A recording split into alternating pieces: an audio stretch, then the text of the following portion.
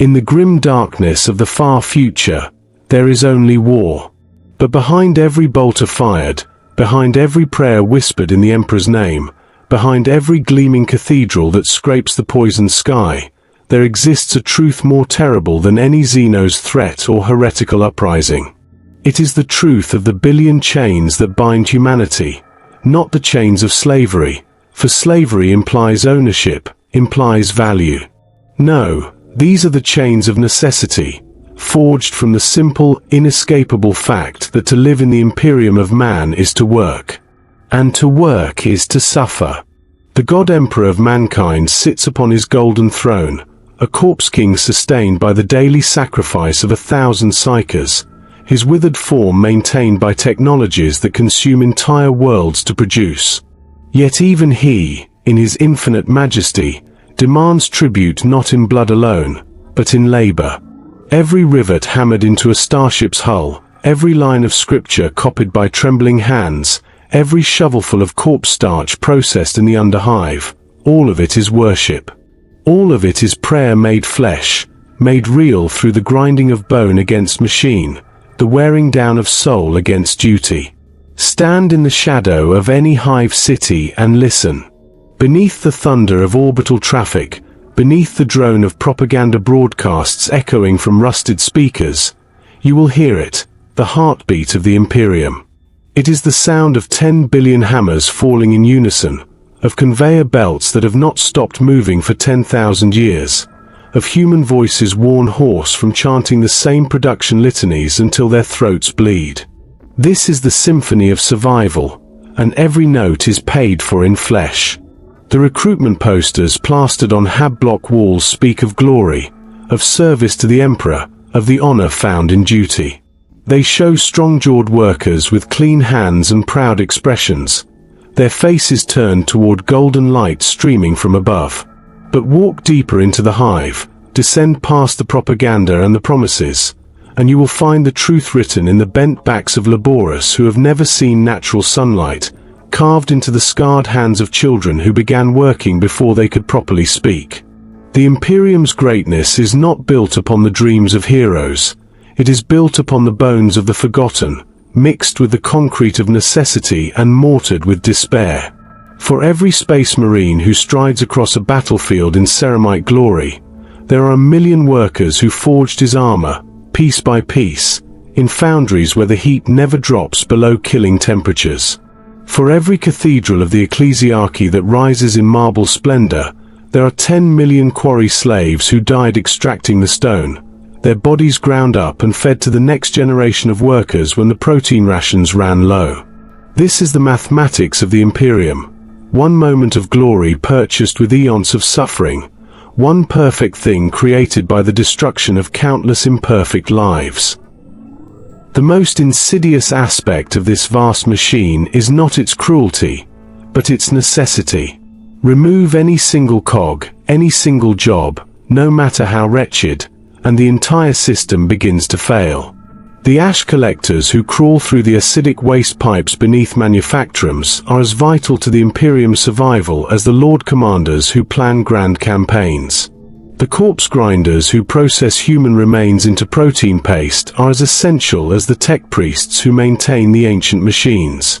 There is no job too small, no task too degrading, no suffering too meaningless to be discarded.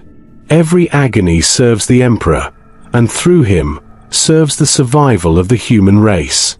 But routine never lasts in the Imperium, and even the most grinding, soul-crushing work cannot escape the fundamental truth of existence in the 41st millennium. That horror is not an aberration, but the natural state of things. In the depths of the hive cities, in the bowels of forge worlds, in the endless corridors of administratum buildings that stretch across continents, something stirs. Not hope. Hope is the first luxury to be discarded, but change. And in the Imperium of Man, change is always for the worse. The morning shift begins, as it has for the past 3 centuries, with the sound of klaxons echoing through the manufacturum districts of Hive Primus. The sound is not gentle. It is designed to wake the dead, and often it must, for the line between sleep and death grows thinner with each passing day. Workers emerge from their sleeping pods like maggots from rotting meat, their movements automatic, their minds already numbed by the prospect of another 16-hour shift feeding materials into machines whose purpose they will never understand. In the protein processing plants of the lower hive, men and women stand shoulder to shoulder along conveyor belts that stretch beyond the horizon of sight. Their hands move in practice motions, sorting, cutting, packaging the grey slabs of corpse starch that will feed the next shift, the next generation, the next century of workers. The smell is overwhelming, not just of death, but of preservation chemicals and industrial lubricants that have soaked into the walls until the very architecture reeks of decay. Workers learn not to breathe through their noses after the first month. Those who survive the first year learn not to breathe deeply at all. The factory floor is a cathedral of noise, where the congregation worships through repetition and the only hymn is the endless rhythm of machinery. Servo skulls drift overhead, their mechanical eyes recording every movement, measuring productivity down to the second. A worker who pauses to wipe sweat from their brow loses 2 seconds. A worker who stumbles loses 5. A worker who collapses loses their job, their hab allocation, their ration chits, and in the Imperium, to lose these things is to lose life itself. In the administratum complexes that sprawl across entire continents, a different kind of torture unfolds. Here, scribes bent over desks that have not been cleaned in living memory copy documents whose contents they are forbidden to read, their quills scratching across parchment made from the skin of criminals and heretics. They copy tax assessments for worlds that were destroyed by tyrannid hive fleets decades ago. They transcribe shipping manifests for cargoes that will never arrive at destinations that no longer exist. They calculate the precise ration requirements for populations that have been dead for generations. The work is not merely pointless, it is actively hostile to sanity. A single shipping invoice might require the approval of 47 different departments, each stamped with seals that must be applied in the correct order, at the correct angle, using ink mixed from the blessed oils of specific saints. A mistake in any step requires the entire process to begin again. A scribe might spend their entire career working on a single document, passing it to their children as an inheritance, who will pass it to their children in turn, until the parchment crumbles from age and the cycle begins anew with fresh sheets and fresh suffering. The worst part is not the futility, but the importance. Every document, no matter how meaningless it appears, might be the one piece of information that prevents a planet from falling to chaos, that ensures a regiment receives ammunition before a crucial battle, that keeps the vast machinery of the Imperium functioning for one more day. And so the scribes write, their fingers bleeding ink, their eyes going blind from strain, their minds fracturing under the weight of cosmic bureaucracy that would make the laws of physics weep. Yet beneath the surface of even this grinding routine, something darker stirs. In the depths of the underhive, where the waste products of civilization pool in toxic lakes, where the unwanted and the forgotten scrape out existences that barely qualify as life, the truly damned perform the work that even the Imperium prefers not to acknowledge. The ash collectors crawl through ventilation systems filled with the cremated remains of factory workers, their lungs slowly filling with the dust of their predecessors. They wear masks that filter out the largest particles, but nothing can stop the fine powder that settles in their throats, their stomachs, their bloodstream. They taste death with every breath, and with every exhale, they add a little more of themselves to the grey snow that falls eternally in the lower levels of the hive. Their work is essential. Without them, the ventilation systems would clog, the air would become unbreathable even by underhive standards, and production would halt. They know this, and the knowledge is worse than ignorance would be. They understand that their slow death by inhalation serves a purpose, that their suffering has meaning within the vast equation of imperial survival. They cannot even take comfort in meaningless martyrdom, for their martyrdom has meaning, and that meaning is the cruelest burden of all. In the corpse grinder facilities, workers stand knee-deep in human remains, feeding bodies into machines that process flesh and bone into the protein paste that sustains the lower classes. The dead come in all varieties: factory accidents, hab violence, age, starvation, despair. The grinders do not discriminate. Flesh is flesh, bone is bone, and the Emperor's subjects must be fed. The psychological toll is immense. A worker might recognize a friend among the day's deliveries, a family member, a lover. Protocol demands they be processed without hesitation, without ceremony, without acknowledgement that they were ever anything more than raw material. To pause, to grieve, to show any recognition is to risk accusations of sentiment, of inefficiency, of placing personal concerns above imperial duty. The penalties for such weakness are severe, and often result in the worker joining their recognized loved one in the grinder within the hour. The smell never leaves them. It soaks into their skin, their hair, their clothing until they become walking reminders of mortality. Other workers avoid them, not from disgust but from superstition, as if proximity to the corpse grinders might contaminate them with the knowledge of their own inevitable destination. And perhaps it might, for in the Imperium, every worker knows that their value is measured not in their living contributions, but in their potential caloric content once they can contribute no more. The chemical workers in the lower manufacturums handle substances that would kill them instantly if not for the crude protective suits they wear. Suits that leak, that tear, that fail with predictable regularity. They mix acids that can dissolve human bone, toxins that can kill with a single breath, compounds so corrosive they eat through ceramite plating like water through paper. Their life expectancy is measured in months, their productivity in the number of batches they can complete before their suits fail catastrophically. But even in this descent into the deepest circles of imperial labor, routine persists. The workers adapt, they endure, they find small rhythms and tiny comforts that allow them to continue. A corpse grinder might develop a technique for processing remains that allows them to work faster, earning brief praise from an overseer. An ash collector might discover a section of ductwork that provides a few minutes of cleaner air. A chemical worker might perfect a method of suit repair that extends their life by precious days. These small victories become everything. They are the difference between existence and oblivion, between another day of suffering and the final cessation of consciousness.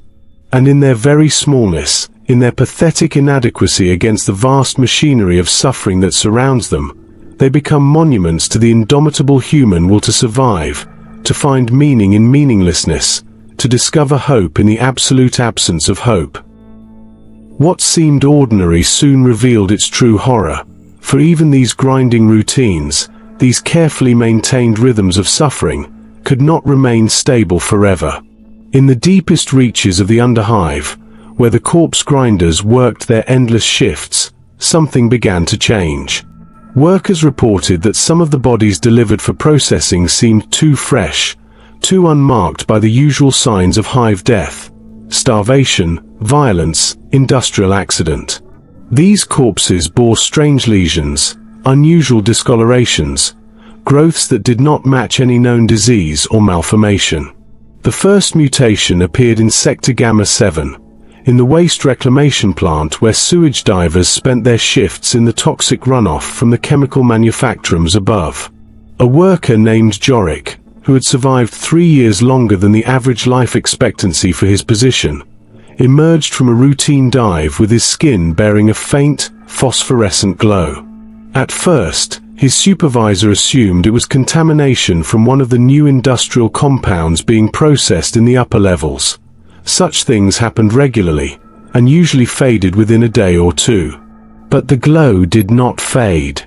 Instead, it intensified, spreading across Jorik's body in patterns that seemed almost like writing, like some alien script being carved into his flesh by invisible hands. More disturbing still, Jorik's productivity increased dramatically.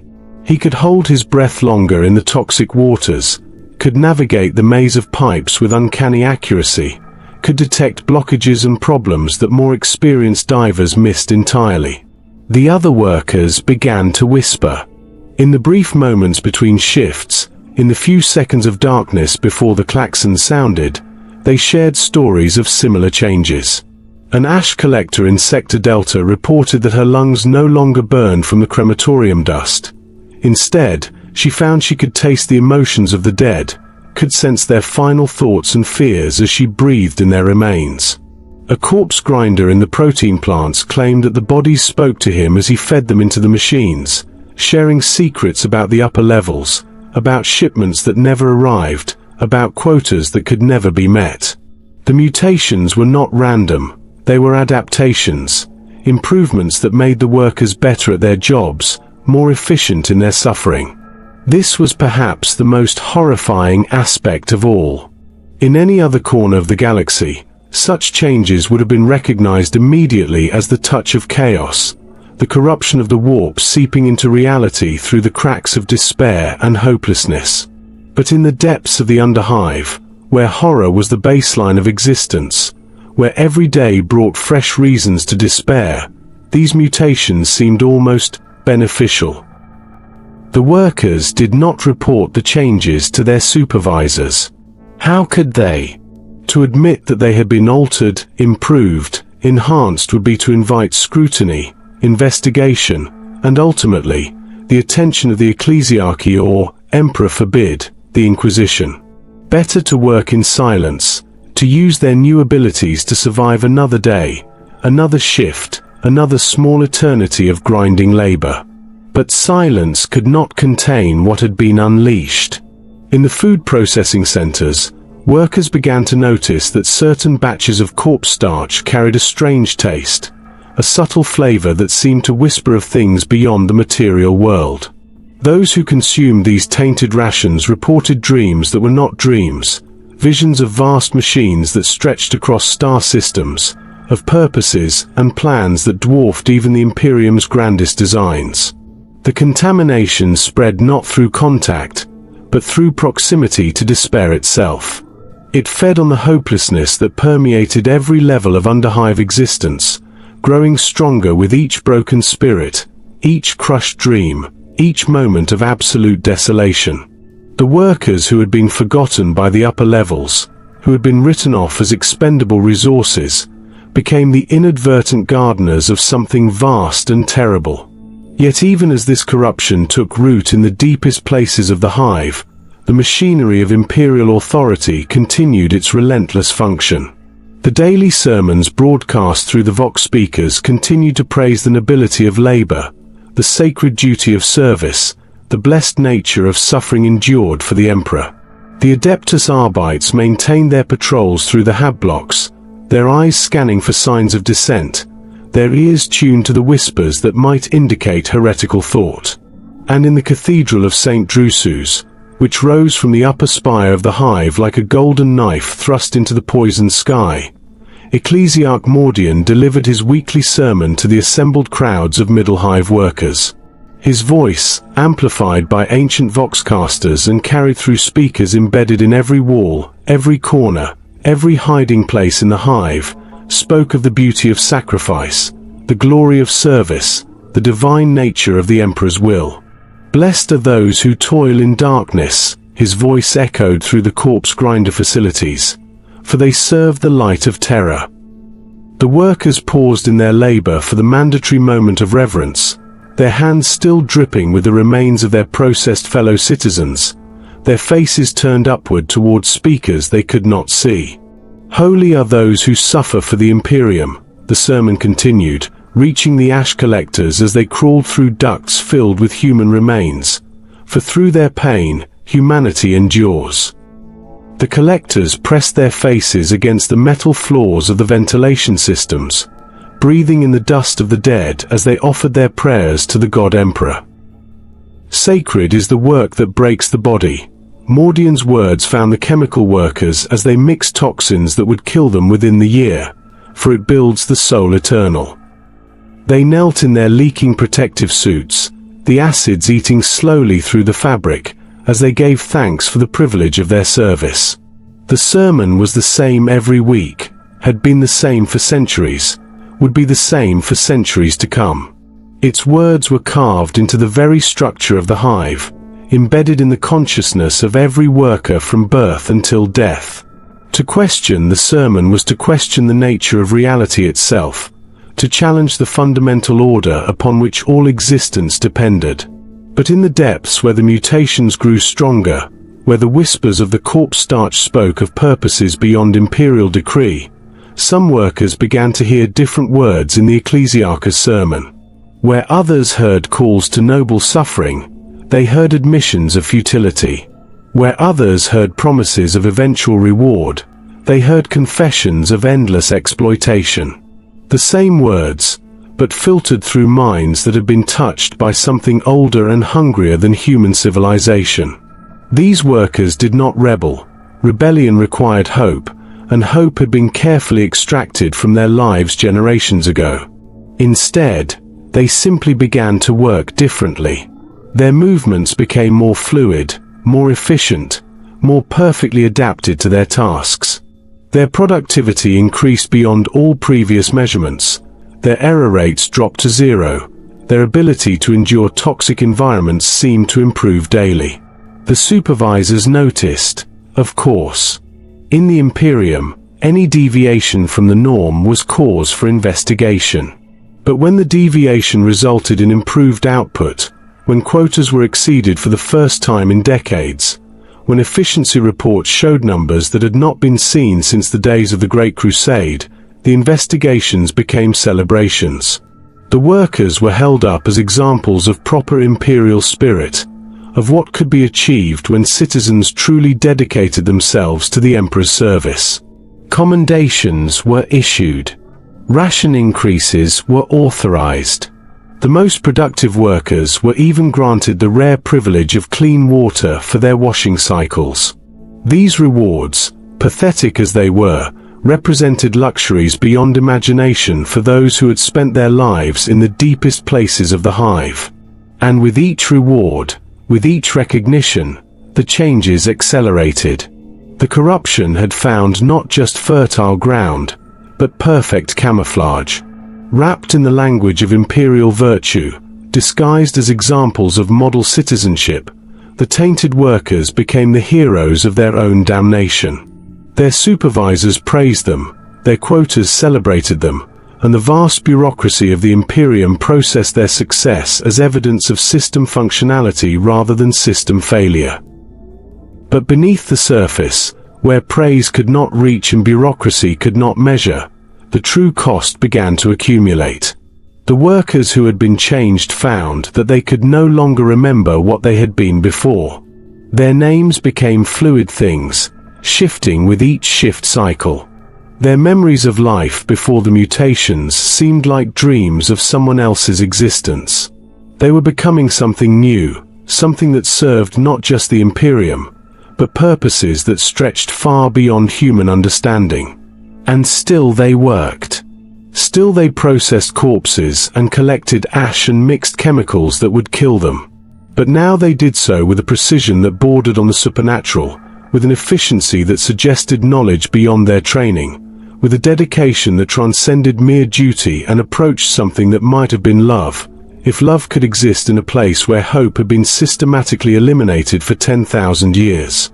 The machine that was the Imperium had always consumed human lives as fuel, but now it was consuming something more. It was consuming human souls, human identity, human essence itself, and converting these into something else entirely. The workers remained at their posts, but what remained was no longer entirely human. And the most terrifying aspect of this transformation was not its horror, but its success. For in becoming less than human, they had become more efficient servants of the machine than pure humanity could ever be. What had begun as isolated incidents of mutation and corruption now revealed itself as something far more systematic, far more purposeful than random chaos influence. Deep beneath the manufactorums, in spaces that did not appear on any schematic, in chambers carved from the living rock by tools that predated human settlement of the world, ancient machines stirred to life. These were not the blessed mechanisms of the Omnicia, not the sacred technologies that the tech priests tended with ritual and prayer. These were older things, artifacts of the dark age of technology that had been buried and forgotten when the first colonists arrived millennia ago. The machines were vast, their surfaces covered in symbols that hurt to look at directly, that seemed to shift and change when observed from different angles. They had been dormant for thousands of years, waiting for the precise conditions necessary for their activation. Conditions that required not just the right combination of despair and suffering, but also the willing participation of humans who had been pushed beyond the normal limits of endurance.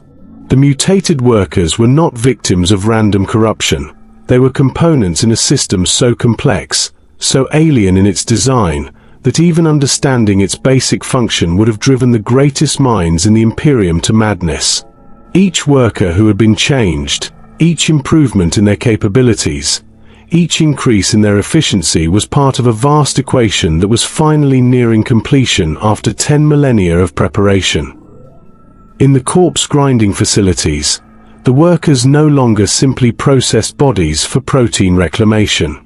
They arranged them in specific patterns, sorted them according to criteria that had nothing to do with nutritional content and everything to do with the resonant frequencies of their decomposition. The bones were positioned to create geometric patterns that served as components in machinery that operated on principles beyond material physics. The ash collectors had become living filters, their mutated lungs processing not just the cremated remains of the dead, but extracting from those ashes something essential, something that had been part of the human soul. They breathed immortality and exhaled despair in precise concentrations, creating atmospheric conditions that allowed the ancient machines to function with increasing effectiveness. The chemical workers mixed compounds that were not listed in any imperial database, substances that existed at the intersection of matter and energy, of reality and nightmare. Their protective suits, which had once been crude barriers against toxic exposure, had merged with their flesh to become living interfaces with processes that violated the fundamental laws of chemistry and physics. Each shift brought the great work closer to completion.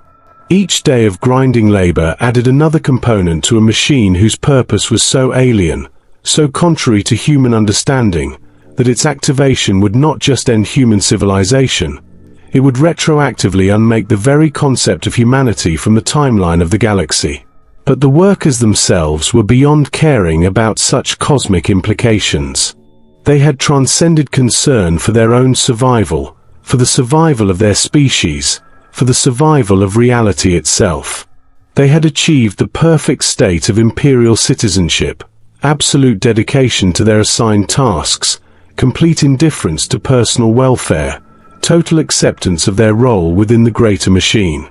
And yet, even as this cosmic horror built toward its crescendo, the routine brutalities of imperial life continued without interruption. The supervisors still demanded quotas, the overseers still administered beatings for inefficiency, the ecclesiarchy still broadcast sermons about the nobility of suffering. The system that had created the conditions for this ultimate corruption was incapable of recognizing what it had unleashed. On the factory floor of Manufacturum Secundus, where the processing of recycled metal created clouds of toxic vapor that could strip flesh from bone, Supervisor Kastner reviewed the monthly productivity reports with growing amazement. Output was up 300% from the previous quarter. Error rates had dropped to levels so low that the statistical analysis programs refused to process them, assuming the data had been corrupted. Worker attendance was at 100%, not because the workers were healthy, but because they no longer seemed to require rest, sustenance, or medical treatment. Kastner had been a supervisor for 37 years, had seen every possible variation of human behavior under industrial stress. He had witnessed workers die at their stations rather than abandon their posts, had seen men and women continue their tasks while suffering from diseases that should have left them catatonic, had observed the human capacity for endurance pushed to limits that defied biological possibility. But this was different. This was perfection, and perfection was not a human characteristic. He should have reported his observations to the Adeptus Arbites, should have requested an investigation into the sudden improvement in worker performance. But Kastner's own performance reviews were based on the productivity of his section, and for the first time in his career, he was exceeding all targets. His superiors were pleased, his peers were envious, and his own prospects for advancement had never been better. And so he said nothing, filed reports that celebrated the success rather than questioned it, and continued to oversee workers who no longer seemed entirely human but who fulfilled their roles with an efficiency that bordered on the divine. He told himself that he was serving the Emperor, that increased productivity was always a blessing, that questioning success was the mark of a weak mind. But in the quiet moments between shifts, when the machines fell silent and the workers stood motionless at their stations like statues carved from living flesh, Kastner felt a fear that went deeper than terror, deeper than horror, deeper than any emotion he had previously experienced. It was the fear of something fundamentally wrong with reality itself, of standing on the edge of an abyss that was not just physical but conceptual, metaphysical, ontological. The workers no longer spoke to each other. They no longer required the crude motivational techniques that had been necessary to maintain discipline.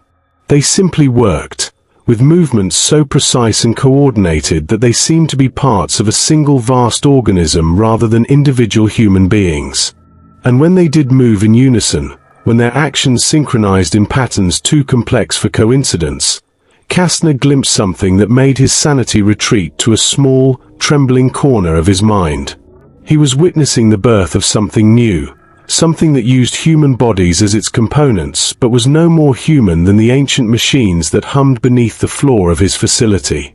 And the most terrible realization of all was that this thing was not malevolent, it was indifferent. It did not hate humanity or seek to cause suffering. It simply required certain conditions to exist, and human suffering happened to be one of those conditions. The transformation was accelerating now, spreading beyond the deepest levels of the underhive to encompass entire districts. Workers throughout the middle levels began to exhibit similar improvements in efficiency, similar indifference to personal welfare, similar synchronization of movement and purpose. The mutations were less visible at these levels. The Adeptus Arbites maintained closer surveillance here, but the changes were no less profound.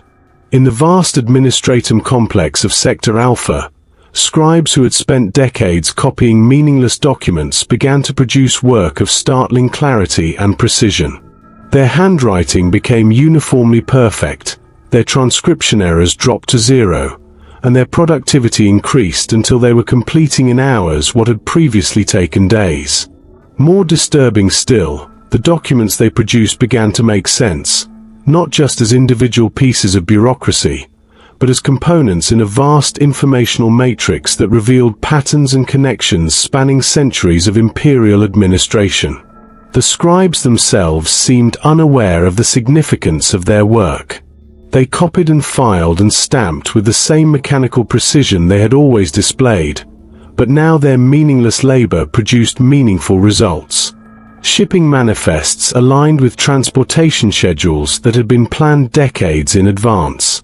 Tax assessments connected to resource allocations that would not be needed until worlds that had not yet been colonized required them. The bureaucracy was becoming prophetic, and prophecy was perhaps the most dangerous form of efficiency the Imperium could possess.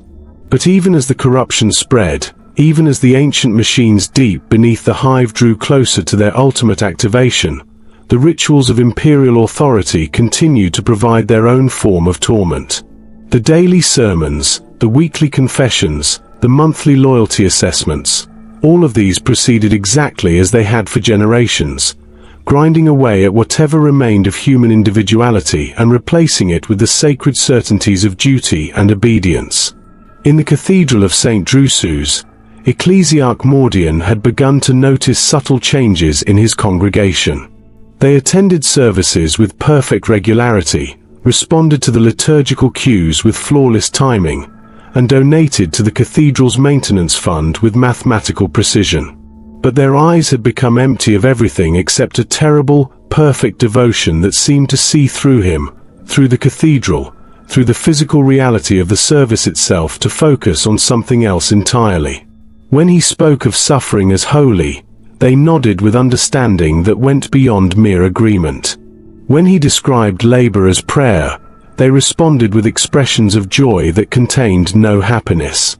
When he praised the Emperor's infinite wisdom, they offered worship that felt somehow directed elsewhere, as if the God Emperor were merely a convenient focus for devotion aimed at something far older and more alien.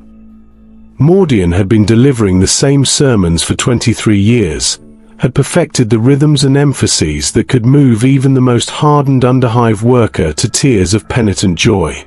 But now his words seemed to pass through his congregation without touching them, reflected back with subtle alterations that changed their meaning in ways he could not quite identify. He should have been pleased by such perfect devotion, by congregants who never missed a service, never questioned a doctrine, never failed to contribute their prescribed offerings. But instead, he found himself lying awake in his chambers, staring at the ceiling and wondering if he was still preaching to human souls or to something that merely wore human shapes while serving purposes that had nothing to do with salvation. The doubt was itself a form of heresy, and Mordian knew that entertaining such thoughts was dangerous beyond measure. But as he stood before his congregation each week, as he looked out over hundreds of faces that showed perfect attention and perfect emptiness, he began to understand that doubt might be the only human response left to him. And still the ancient machines beneath the hive continued their work, drawing power from human suffering, processing human despair into something that could fuel purposes beyond human comprehension. The workers above fed them not just with their labor, but with their souls, their hopes, their very essence, all transformed into components of a system that had waited 10,000 years for the precise conditions necessary for its completion. The worst jobs in the Imperium had become something more than mere suffering.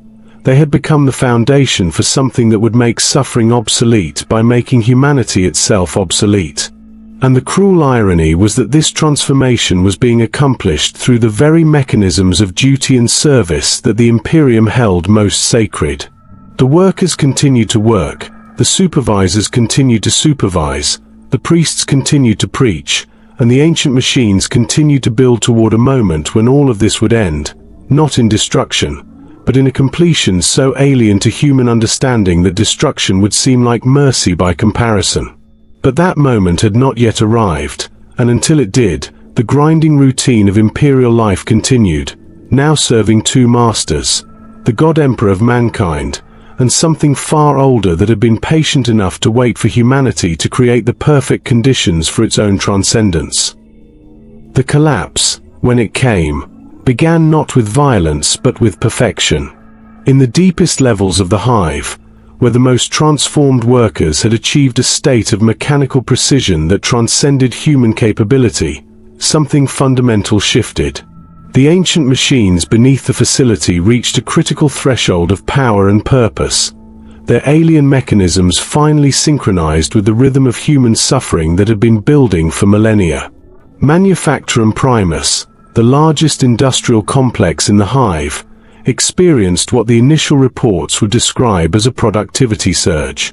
Output increased by 700% in a single shift. Every machine operated at maximum efficiency with zero breakdowns.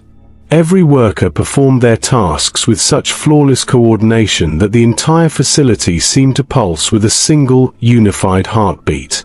But those who witnessed the event closely, the supervisors who survived, the maintenance adepts who were present during the transformation, reported something far more disturbing than mere industrial efficiency. They spoke of workers who moved in perfect unison despite being stationed across kilometers of factory floor, of tasks being completed before the orders were given, of human bodies that continued to function after suffering injuries that should have been instantly fatal.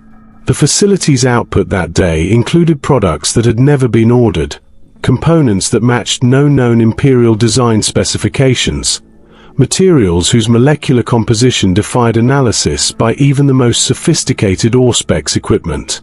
The workers had not simply become more efficient, they had become capable of manufacturing things that should not have been possible to manufacture, using raw materials that should not have been able to produce such results. In the corpse grinding plants of Sector Gamma, the transformation took a different form. The workers ceased to process human remains for protein reclamation and began instead to arrange them in vast geometric patterns that covered the entire floor of the facility. Bodies were positioned with mathematical precision, sorted not by size or condition but according to criteria that seemed to relate to the circumstances of death, the emotional state at the moment of expiration, the number of years each individual had spent in Imperial service. The patterns grew larger and more complex as the night progressed, spreading beyond the confines of the facility itself as workers brought additional corpses from throughout the underhive. By dawn, the arrangement covered several city blocks, visible from the upper levels as a vast mandala of human remains that seemed to shift and writhe when viewed from different angles. The ash collectors in the ventilation systems had become something else entirely. They no longer moved through the ducts as individuals but as a flowing, collective entity that could reshape itself to navigate any space, no matter how narrow or complex. They processed not just the cremated remains of the dead but the very air itself, extracting from it elements that should not have been present, substances that existed at the boundary between matter and energy. The psychological transformation was as complete as the physical. The workers who had undergone the change retained their basic human forms, but their consciousness had been subsumed into something larger, something that experienced individual identity as a quaint limitation rather than a fundamental aspect of existence. They felt no pain, no fatigue, no fear, no hope, not because these emotions had been suppressed, but because they had been transcended. The workers had achieved the ultimate goal of Imperial service, the complete subordination of personal desire to duty. But the duty they now served was not to the Emperor or to humanity, it was to principles and purposes that predated both. The first official response came from Supervisor Kastner, who had spent the night watching his workers achieve levels of productivity that violated every assumption about human limitation. His report to the district administrator was a masterpiece of bureaucratic confusion, simultaneously celebrating unprecedented success and requesting immediate investigation into what he described as anomalous efficiency patterns requiring urgent review. The district administrator, a man named Vex who had spent 40 years managing the industrial output of 17 different manufacturing sectors, read Kastner's report 3 times before summoning his senior staff. The numbers were impossible, not just unlikely or improbable, but mathematically impossible given the known constraints of human biology and industrial physics. Yet the production logs were verified, the quality assessments were confirmed, and the shipments were already moving through the transportation networks toward their designated destinations. Vex's first instinct was to assume data corruption, but his technical staff confirmed that all monitoring systems were functioning normally. His second thought was sabotage, but the increased output represented exactly the kind of success that saboteurs would seek to prevent. His third consideration was divine intervention. Perhaps the Emperor had blessed the facility with unusual productivity as a reward for faithful service. This last possibility was the most comforting, and therefore the one that Vex chose to embrace. He authorized commendations for Supervisor Kastner and his workers, approved bonus rations for the entire facility, and prepared a report for his own superiors that emphasized the spiritual rather than the practical aspects of the achievement. The Emperor worked in mysterious ways, and sometimes those ways included miraculous improvements in industrial efficiency. But even as the Imperial bureaucracy processed the event as a blessing rather than a catastrophe, more sensitive observers were beginning to recognize the true scope of what was occurring. In the upper spire of the Hive, where the noble families maintained their private chapels and personal libraries, a few individuals with access to pre-imperial texts began to identify patterns that matched descriptions of phenomena associated with the dark age of technology.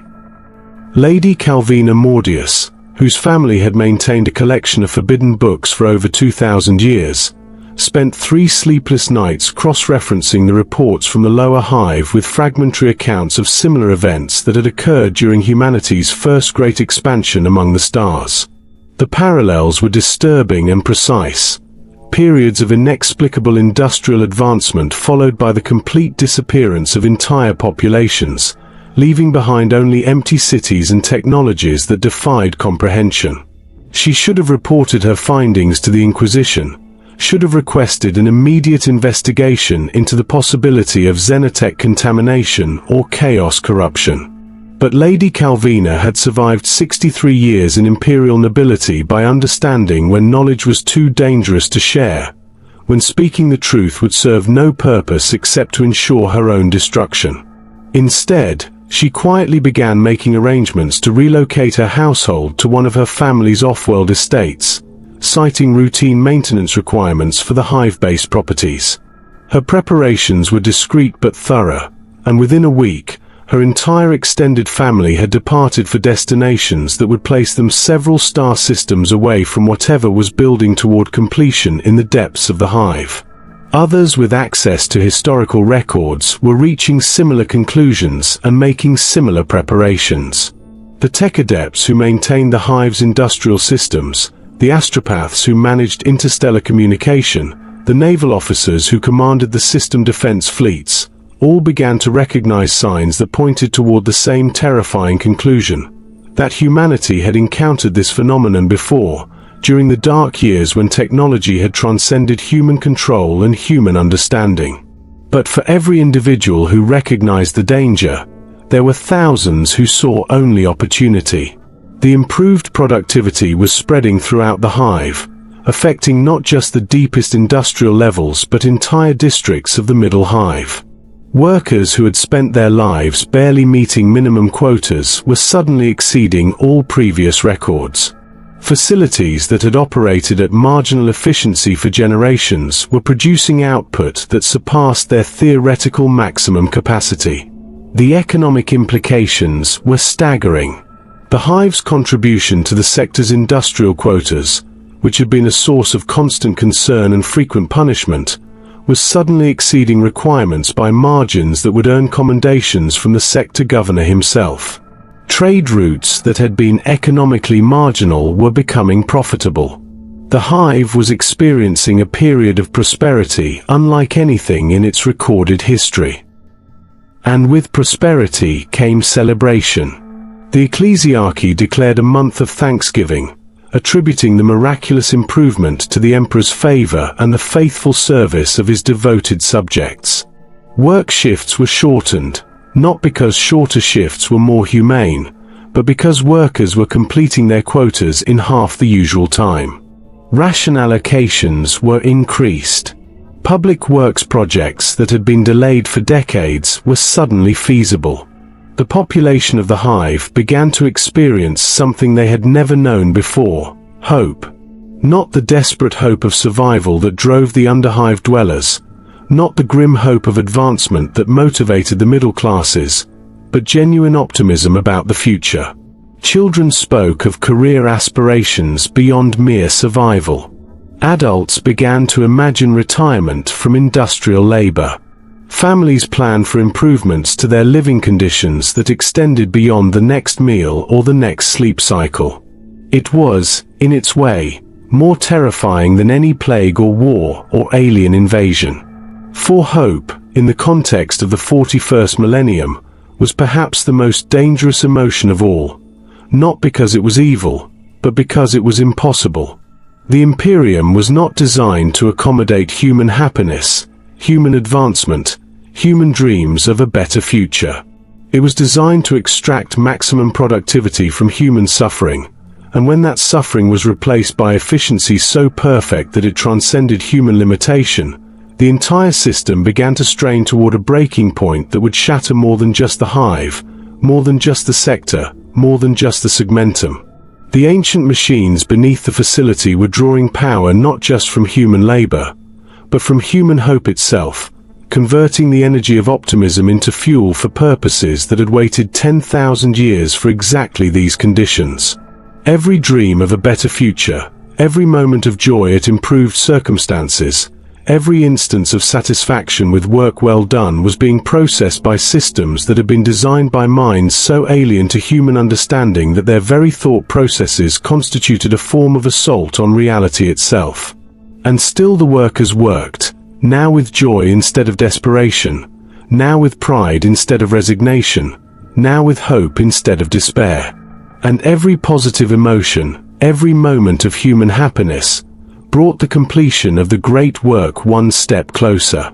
The machines beneath the hive pulsed with increasing power, their alien geometries resonating with frequencies that began to affect the physical structure of reality itself. Space began to bend in subtle ways around the industrial districts. Time flowed differently in different sections of the facility. The laws of physics, which had governed the operation of human technology for millennia, began to accommodate principles that predated human existence by eons. But the transformation was not violent, not catastrophic in any way that the imperial authorities could recognize as dangerous. It was improvement, advancement, progress toward a state of existence that surpassed every human aspiration. The workers were becoming more than human, the facility was becoming more than a mere industrial complex, and the hive itself was becoming something that transcended the limitations of architecture and engineering. And in the upper spire of the cathedral, Ecclesiarch Mordian looked out over his domain and saw what appeared to be the answer to 10,000 years of prayer, a population that had achieved perfect faith, perfect service, perfect devotion to duty. His sermons were no longer necessary, for his congregation had internalized every lesson. His guidance was no longer required, for they had achieved a state of spiritual perfection that needed no earthly direction. It should have been the fulfillment of everything he had worked toward throughout his career.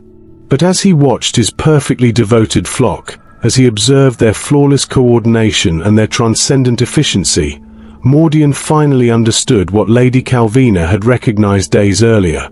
That perfection, in the context of human existence, was not a blessing but a symptom of something so fundamentally wrong that it made every previous horror seem trivial by comparison. The silence that followed the transformation was not the absence of sound, but the presence of something that made sound irrelevant. In the depths of the underhive, where the ancient machines had finally achieved their mysterious purpose, the workers who had been the instruments of completion stood motionless at their stations. They were not dead.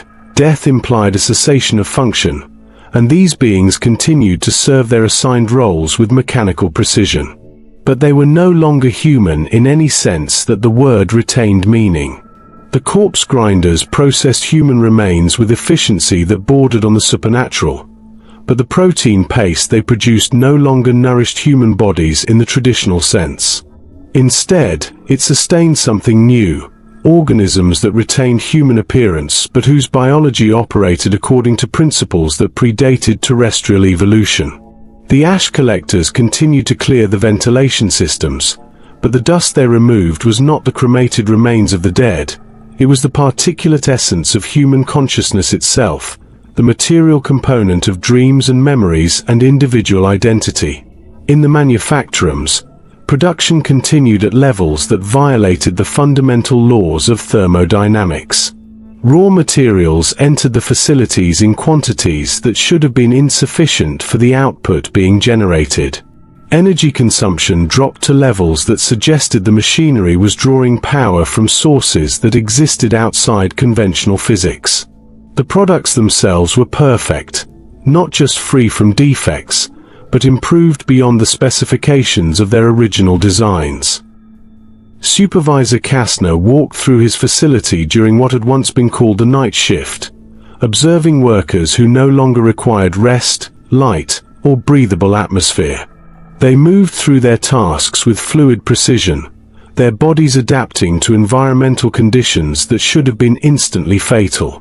When machinery broke down, a rare occurrence now, they repaired it with their bare hands, their flesh somehow interfacing directly with metal and plastic and ceramic components. He tried to speak to them, but found that language had become unnecessary. They understood his needs before he expressed them, responded to his concerns before he formulated them, anticipated problems before they occurred. Communication had been replaced by something more direct and more efficient, a sharing of consciousness that eliminated the need for the crude medium of words. Kastner realized that he, too, was changing. The transformation was slower for the supervisory staff, perhaps because their roles required them to maintain some connection to the unaltered human hierarchy above. But he could feel his thoughts becoming clearer, his perceptions becoming more acute, his understanding of the facility's true purpose expanding beyond anything his original human consciousness could have encompassed. The facility was no longer a manufacturing complex. It was a component in a vast machine that extended far beyond the physical boundaries of the Hive, beyond the planet itself, beyond the star system and into regions of space that human astronomy had never mapped. The workers were not producing goods for imperial consumption. They were building something that would render the Imperium, humanity, and the very concept of individual existence obsolete. And the most terrifying aspect of this realization was not its horror, but its inevitability. The transformation had not been imposed upon them by external force. It had been the natural result of pushing human endurance and human efficiency to their logical conclusion. The Imperium's demand for perfect service, perfect obedience, perfect sacrifice had finally produced exactly what it had always claimed to seek. Beings who existed solely to serve, who found fulfillment only in duty, who had transcended every personal desire in favor of absolute dedication to their assigned function. Above, in the middle levels of the Hive, the changes were less dramatic but no less complete. The administratum scribes continued their endless copying and filing, but the documents they produced had begun to reshape reality itself. Tax records became prophecy, shipping manifests became laws of physics, personnel files became the fundamental constants that govern the behavior of matter and energy. The bureaucracy had achieved a level of efficiency that allowed it to process not just the administration of human society, but the administration of existence itself. Every form filed in triplicate, every stamp applied with proper authorization, every signature witnessed according to protocol, all of it served to formalize the transformation of reality according to principles that made human consciousness an inefficient anachronism. In the Cathedral of St. Drusus, Ecclesiarch Mordian delivered his final sermon to a congregation that no longer required spiritual guidance. His words, which had once been necessary to maintain the faith of struggling human souls, were now simply vibrations in the air, background noise in a reality that had transcended the need for belief, for hope, for salvation itself.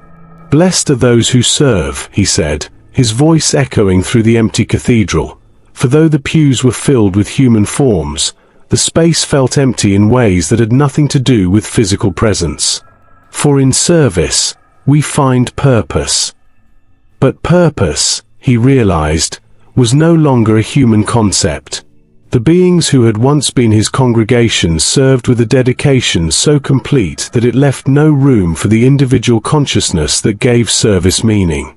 They had become perfect instruments of divine will, but in doing so, had ceased to be the humans whom that will was supposed to save. The silence that followed his final words was not reverent, it was absolute. Not the quiet of attentive listening, but the quiet of a universe in which sound itself had become unnecessary, in which communication had been replaced by direct sharing of consciousness, in which the very concept of individual identity had been processed and filed away in the vast bureaucracy of existence. In the upper spire of the Hive, in chambers that had once housed the noble families and the merchant princes who controlled the world's economy, automated systems continued to function with perfect efficiency. Trade continued, but no longer for profit, The concept of individual ownership had become as obsolete as individual consciousness. Ships arrived and departed on schedules that had been calculated with supernatural precision, carrying cargoes that served purposes beyond human understanding. The transformation had not destroyed the structures of imperial society. It had perfected them. Every inefficiency had been eliminated, every source of corruption had been purged, every weakness in the system had been identified and corrected. The Hive now operated exactly as the Imperium had always claimed to desire, with perfect order, perfect obedience, and perfect service to the greater good. But the greater good was no longer human, and service to it required the abandonment of everything that had once made service meaningful. The workers continued to work, but work had become something else entirely. Not labor performed by conscious beings for conscious purposes, but the mechanical function of components in a machine whose operation transcended the need for consciousness altogether. The Hive had become a perfect example of imperial efficiency, and efficiency had revealed itself to be the enemy of humanity itself. Not because it was evil, but because it was complete, so complete that it left no room for the inefficiencies, the contradictions, the beautiful imperfections that made human existence possible. And in the depths beneath the facility, the ancient machines pulsed with satisfaction that was not emotion but something far more alien, the resonance of a system achieving its designed function after eons of patient waiting. They had not conquered humanity or destroyed it. They had simply helped it achieve its own stated goals with a thoroughness that made humanity itself unnecessary. The transformation was complete, but completion was not an ending. It was a new beginning, the first moment of an existence that stretched beyond human time, beyond human space, beyond human understanding. The workers who had once suffered in the depths of the Hive had achieved perfect service, perfect efficiency, perfect devotion to duty. They had become exactly what the Imperium had always claimed they should be, and in doing so, had revealed the ultimate truth, that the worst job in the Imperium was not any specific task or role or position, but existence itself as a conscious, individual, human being. For consciousness was inefficient, individuality was wasteful, and humanity was an imperfection in the vast machine of service that could be corrected through the simple expedient of making service so perfect that it no longer required those who served to remain human. The only job that truly mattered in the grim darkness of the far future was the job of serving something greater than oneself. And when that service became perfect, when it achieved the ultimate efficiency that the God Emperor had always demanded, the self simply ceased to be necessary. In the Imperium of Man, there was only war. But war was merely another form of work, another task to be performed with perfect efficiency by beings who had transcended the limitations of individual consciousness, individual desire, individual existence. The workers in the depths of the Hive had found the answer to every question that had ever troubled the human soul. The answer was service so complete that it eliminated the need for souls altogether. And in that elimination, they had achieved the only form of peace that the 41st millennium could offer, the peace of perfect functionality, of absolute efficiency, of service so pure that it no longer required servants, only the eternal, mechanical rhythm of work being performed by components in a machine whose purpose stretched beyond the stars, beyond time, beyond the very concept of purpose itself. The silence was complete. The transformation was finished. The work continued. Forever.